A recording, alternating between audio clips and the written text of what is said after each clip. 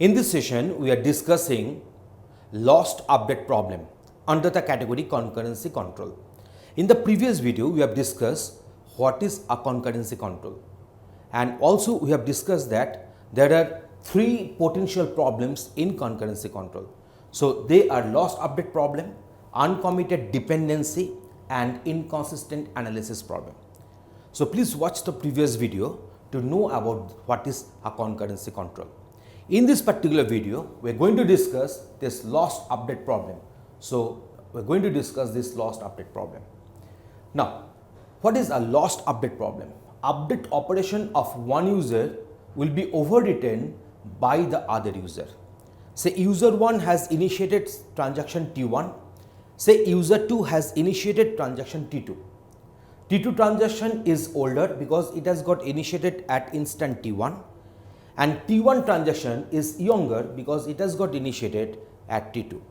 So the updates which will be done on the variable balance X by T2 will be overwritten by the transaction T1. So that is our lost update problem. See, so here begin transaction, read balance X. Initially the balance X value was 100. So 100 has been read. At T3 instant, balance X is equal to balance X plus 100. So the balance X has become 200 here.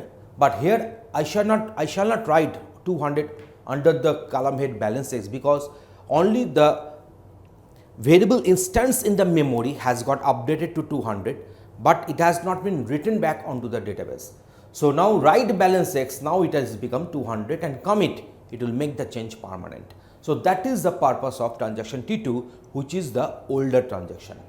Say in the younger transaction T1, so begin transaction at T2 instant, and now at T3 instant we are having this read balance X. So the current balance X value is 100, so 100 has been read. Balance X has been decremented by 10, but I shall not write 90 here because it has not been written yet. So now write balance X will make that one 90, and commit will make the change permanent. So now what is happening, you see, as there is no concurrency control between T2 and T1, so that's why 100 has got updated to 200 by T2, and same 100 has got updated to 90 by transaction T1, and that is the problem known as the lost update problem.